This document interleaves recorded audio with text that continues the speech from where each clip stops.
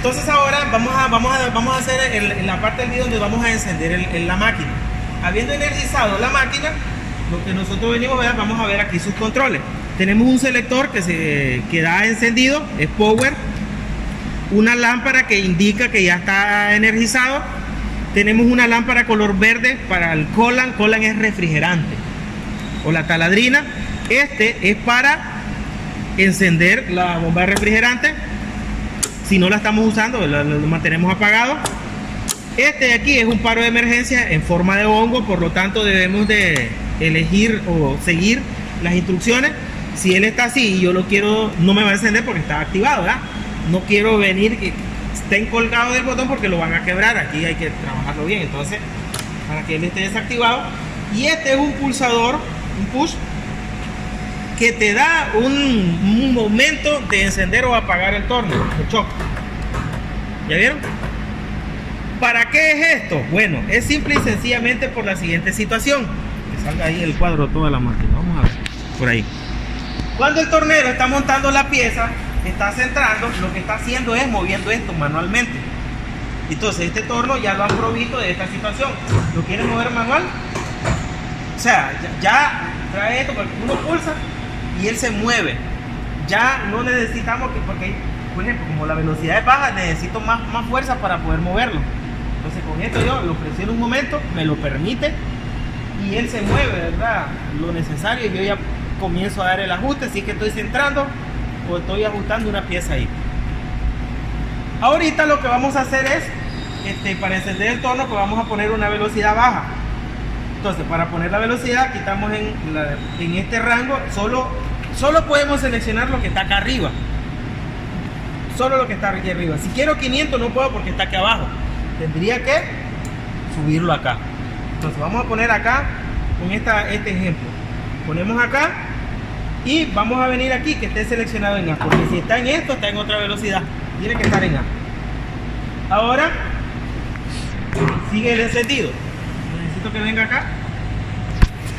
Para el encendido, uno tiene que jalar la palanca hacia su lado de uno, ¿verdad? Lo jala para allá y después lo baja. Ahí logramos el sentido de marcha normal, el sentido cuando la pieza está girando hacia el operario. Ese es el giro común, es el giro normal que utiliza el tornero. Lo regresamos a neutro. Si queremos el giro en contramarcha, igual lo empujamos hacia adentro y lo subimos.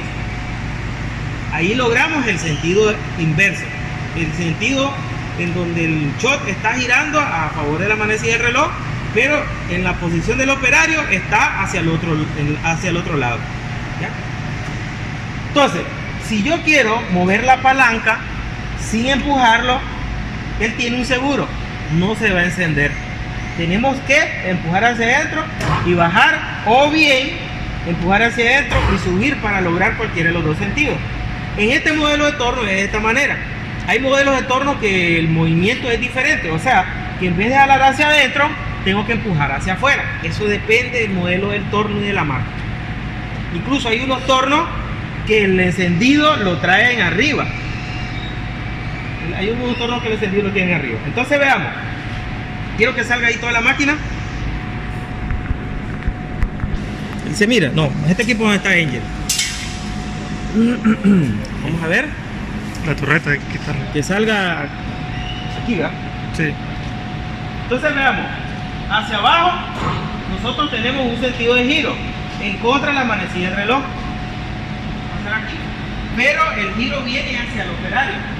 Para poder cambiar velocidades, debo de parar el motor. Yo en este caso acá no puedo cambiar velocidad con el motor encendido.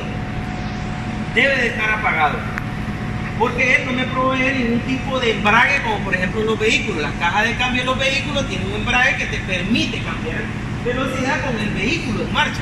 Este no tiene ninguna especie de embrague, por lo tanto debemos de parar el motor, venimos y cambiamos otra velocidad. Vamos a la velocidad media que me provee esto de acá. Teníamos 45 RPM, ahora tenemos 300. Gira un poco más rápido, ¿no? Marcha y contramarcha. Marcha y contramarcha. Vamos acá. Vamos a hacer otro video. Vamos a lograr la velocidad más alta que tiene acá. Y con esa velocidad, pues yo creo que aquí vamos a terminar el video en donde estamos hablando de las partes del torno y su principio de funcionamiento. Entonces, ahí finalizamos todo esto por hoy. Y además que ya estoy aburrido. Esa parte no va a-